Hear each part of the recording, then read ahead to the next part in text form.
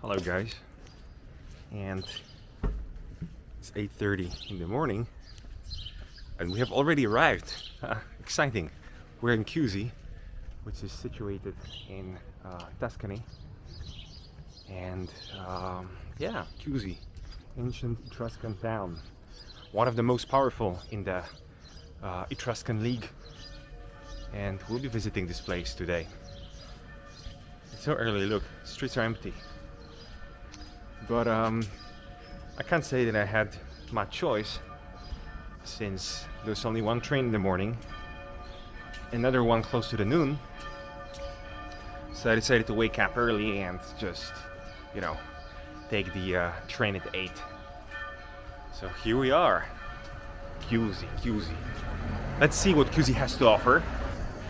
If there are any interesting museums and churches and art and history. So yeah, I'll speak to you when I climb up the hill, because there's no bus apparently. And yeah, after around 40 minutes. As always, I hope we'll learn something together, and I hope you enjoyed. See you soon. Today I'm walking through Chiusi, a hill town on the border of Tuscany and Umbria. Getting here is easy. Trains from both regions stop at Chiusi, Città Sotterranea. From the station, there should be a bus to the historic center, but I didn't find it, so I walked. It's about a 30-minute uphill climb. Calm and quiet, and honestly, it feels like the right way to arrive. Chiusi is one of the oldest cities in central Italy. It was first settled around the end of the 2nd millennium BCE, but its real rise came with the Etruscans. Known as plebeians, Chiusi became one of the major Etruscan city-states by the 6th century BCE. According to ancient writers, its king, Porsenna, even threatened early Rome, and reminded that Rome was not always dominant. In 89 BCE, Chiusi became a Roman city when its inhabitants received Roman citizenship. Under Rome, it stayed important as a transport and administrative center along the Via Cassia, but it was no longer a political power. From the 3rd to 4th centuries AD, Christianity spread early here, and Chiusi became a bishopric.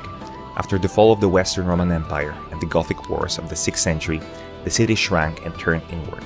The cathedral was built in this period, marking Chiusi's transformation into a Christian city. During the Middle Ages, Chiusi passed under Lombard, Frankish and Imperial control, often ruled directly by its bishops. The surrounding Val di Chiana turned into marshland, bringing malaria and economic decline. Later, the city fell under Siena, and after Siena's defeat in 1555, Chiusi became part of the Grand Duchy of Tuscany. Real recovery came only in the 18th and 19th centuries, when land reclamation drained the valley and the railway connected Chiusi to the rest of Italy. Since then, it has remained a quiet town built on very deep foundations.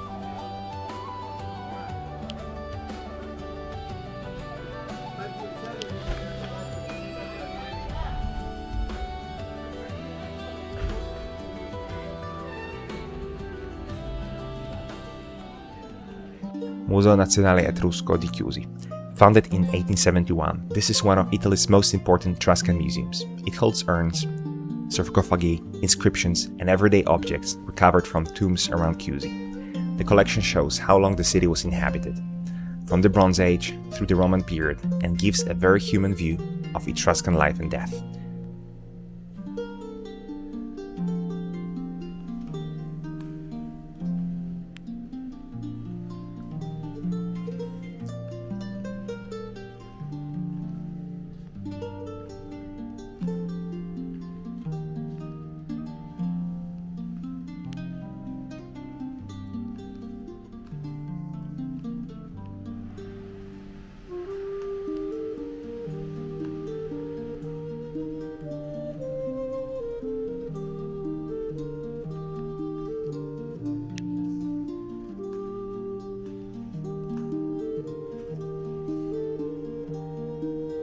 I visited the Museo la Città Sotterranea in the section located along Via Baldetti, Via delle Ciminiere, which focuses on two parts of the museum: productive activities and epigraphy.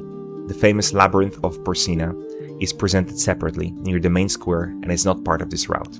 The productive activities section tells the story of everyday life and work in the Chiusi area across time. Here you see agricultural tools from the 19th and 20th centuries, alongside Roman kitchen and tableware from the 1st century AD, as well the Etruscan and Roman transport amphorae. The exhibition links rural traditions to match older economic practices, showing how the landscape shaped daily life for centuries. The visit then moves underground into the epigraphy section. Set inside Etruscan tunnels stretching about 140 meters.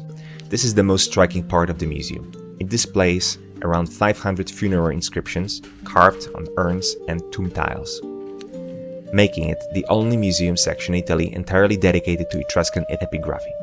These texts, dating mainly from the late 2nd to early 1st century BCE, allow historians to reconstruct family relationships and social status, almost like an ancient Etruscan registry.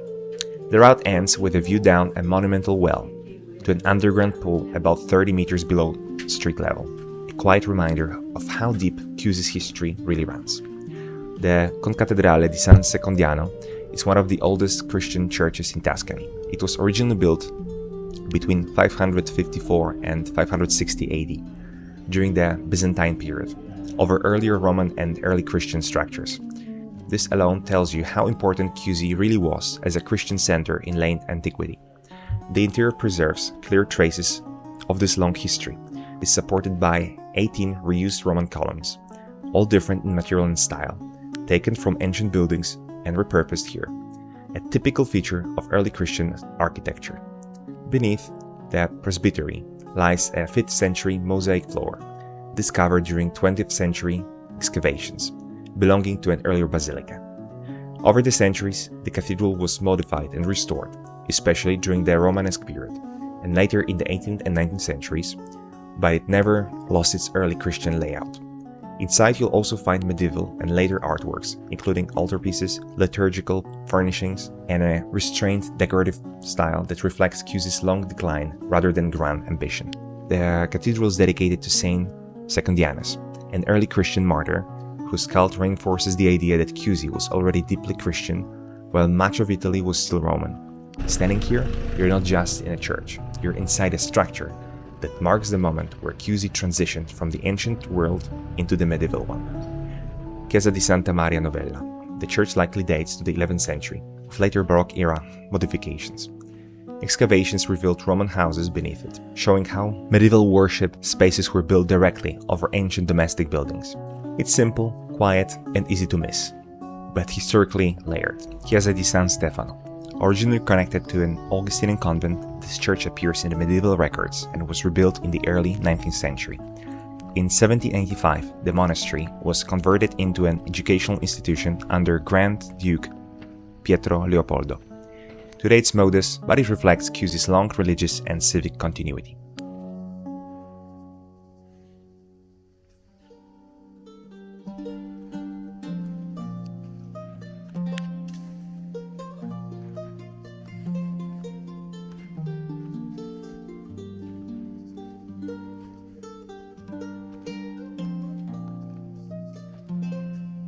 Cost. Breakfast in Chiusi, €5. Museo Civico, la Città Sotterranea, €4. Museo Nazionale Etrusco, €6. Sandwich in the city center, €5. Total, €20. What can we learn? Visiting Chiusi shows how a small town can feel alive and meaningful.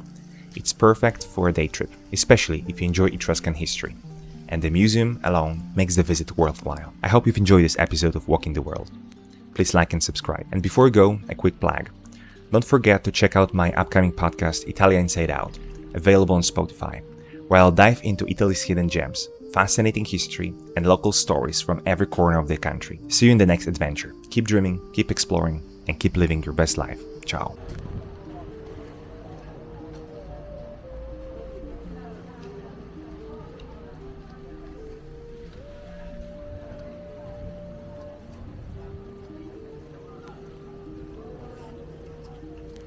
Alright guys, so Chiusi, absolutely a beautiful little town. As you've seen, we managed to visit two places. Unfortunately, the Cathedral Museum and the Labyrinth are closed for 2.5 hours, so I'll have to stay till the late afternoon to see everything. And I decided it's not worth it. Visiting Chiusi is definitely worth it if you like the history of the Etruscans. I really like it, and I can recommend it to anyone who's into history, who's into small Italian towns, etc. The only drawback is that you have to the right way. Walk to the train station. There are buses, but apparently there's some event today. They depart from close to the pharmacy, by the way, guys. So if you want to take the bus, take it from the pharmacy. Ask just for the pharmacy and they'll show you the bus stop. You can find all the information online, of course, the schedule, the orario. And yeah, I hope you've enjoyed it. And we learned something together, as always. So that's that. Keep dreaming, keep exploring, and keep living your best life. Ciao.